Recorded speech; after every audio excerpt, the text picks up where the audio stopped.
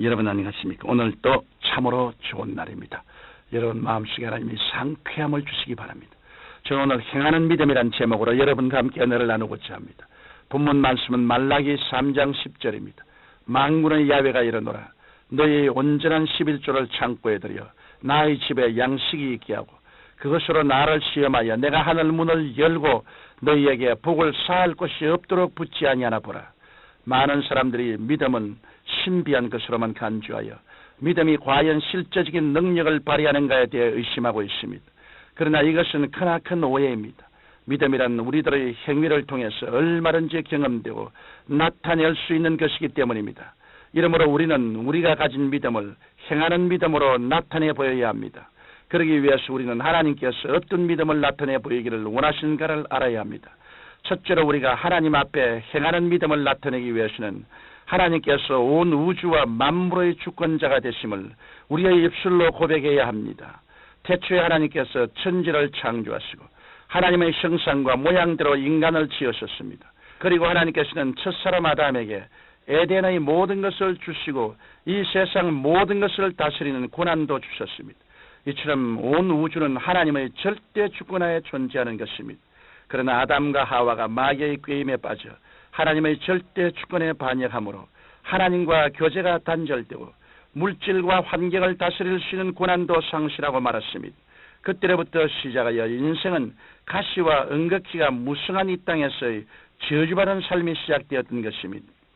이러므로 우리는 하나님을 거역한 죄를 회개하고 하나님의 절대 주권을 인정해야 합니다.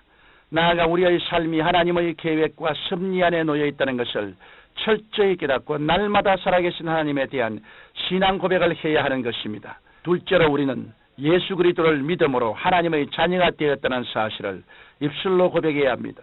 예수 그리스도께서 이 땅에 오신 목적은 너무도 분명한 것입니다.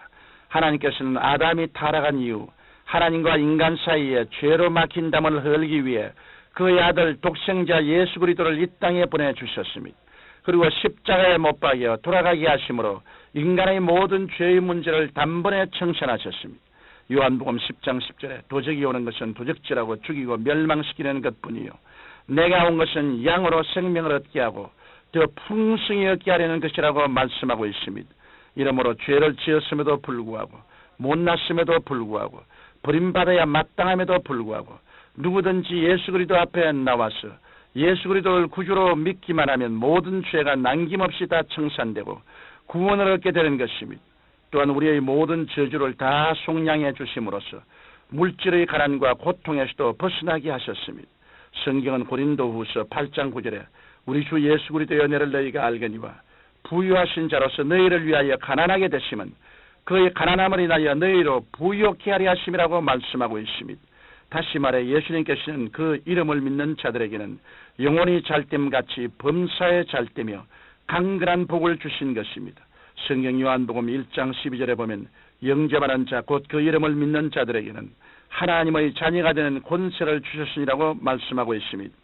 우리가 예수 그리스도를 우리의 구주로 모셔드릴 때 권세 있는 하나님의 자녀로 능력 있는 신앙생활을 할 수 있게 되는 것입니다.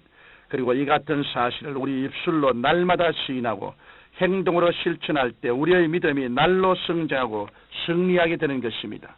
그러므로 여러분은 하나님의 자녀된 권세를 사용해야 합니다. 예수 그리스도의 이름으로 모든 죄악과 질병과 저주를 물리치고 예수님께서 이루신 하나님의 나라의 의와 치료와 부요를 받아 누리게 되시기를 바랍니다. 셋째로 우리가 행하는 믿음을 하나님 앞에 나타내기 위해서는 믿음의 씨앗인 11조와 헌물을 심어야 합니다. 11조와 감사한 물은 물질에 대한 하나님의 절대 주권을 의미합니다. 이것을 범해서는 안 됩니다. 우리는 천국을 상속받을 하나님의 자녀이지만 이 땅에서 살 동안에는 모든 것을 맡아 관리하는 청지기의 자세로 살아가야 합니다. 11조에 대한 최초의 언급은 창세기 14장에 나옵니다. 거기에 보면 아브라함의 조카인 롯이 소돔성에 살다가 그만 메소포타미아 지역의 연합군에 의해 포로로 잡혀갔습니다. 그래서 아브라함이 집에서 훈련시킨 318명의 병사들을 거느리고 쫓아가서 그들을 쳐서 파하고 조카 롯과 주민들을 구해왔습니다. 그리고 거기서 획득한 전리품의 10분의 1을 당시 살렘의 왕이요 지극히 높으신 하나님의 제사장 멜기세덱에게 바쳤습니다. 바로 여기에서 11조가 시작되었던 것입니다. 그러나 11조가 율법적으로 강조된 것은 모세 때의 일입니다. 민수기 18장 21절에 보면 내가 이스라엘의 11조를 레위 자손에게 기업으로 다 주어 그들이 하는 일 곧 회막에 쓰는 일을 감나니라고 말씀하셨습니다. 레위인들은 하나님께 드려진 11조의 10분의 1을 다시 제사에게 내므로써 그들도 예외 없이 11조를 하나님께 바쳤습니다. 그런데 신명기 14장 28절로 29절에 가나안 자를 위한 11조가 있었던 것으로 보아 11조가 구제의 목적으로도 사용된 것을 알 수 있습니다. 말라기 3장 8절에 보면 11조와 헌물은 하나님의 것이라고 못 받고 있습니다. 이어 10절에는 만군의 야훼가 이르노라 너희의 온전한 11조를 창고에 들여 나의 집에 양식이 있게 하고 그것으로 나를 시험하여 내가 하늘 문을 열고 너희에게 복을 쌓을 것이 없도록 붙지 아니하나 보라고 말씀하고 있습니다. 농부가 가을에 추수하려면 봄에 씨를 뿌려야 합니다. 마찬가지로 영적인 법칙에도 심는 것이 있어야 거두게 됩니다.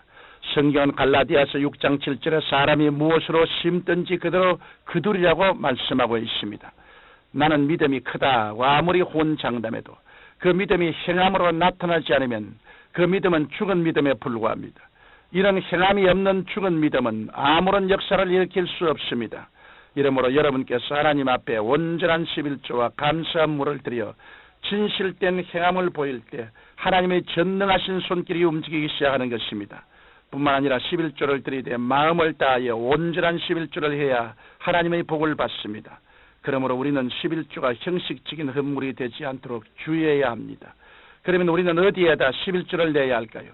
아브라함은 자신에게 떡과 포도주를 베풀고 하나님의 복을 빌어준 멜기세덱에게 자기의 얻은 10분의 1을 바쳤습니다.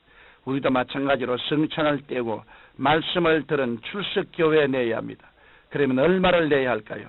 우리가 얻은 수입에서 10분의 1을 내면 됩니다. 고린도후서 9장 7절은 각각 그 마음에 정한 대로 할 것이요 인세가 모르나 억지로 하지 말지니 하나님은 즐겨내는 자를 사랑하시냐라고 말씀하고 있습니다. 사랑하는 성도 여러분, 하나님께서 우리에게 행하는 믿음을 요구하는 것은 살아있는 믿음 위에 기적을 베푸시길 원하시기 때문입니다. 이러므로 여러분께서 이 세상 환경을 다스리고 승리하시기를 원하신다면 하나님의 절대 주권에 들어가야 합니다. 그리고 하나님의 권세를 받았음을 늘 입술로 고백하면서 그 하나님께 믿음의 씨앗인 온전한 11조를 심으십시오. 그리할 때 하나님께서는 여러분의 행하는 믿음 위에 땅의 기름진 것과 하늘의 신령한 것으로 채워주실 것입니다. 거룩하신 우리 아버지 하나님, 우리 모두 다 우리의 헌물과 11조를 하나님 제단에 드려 진실한 마음으로 하나님을 공경하게 도와주시옵시고 주여 주여 하는 우리의 부르짖음이 헛되고 공한 것이 되지 않게 하여 주옵소서. 예수님 이름으로 기도드립니다. 아멘.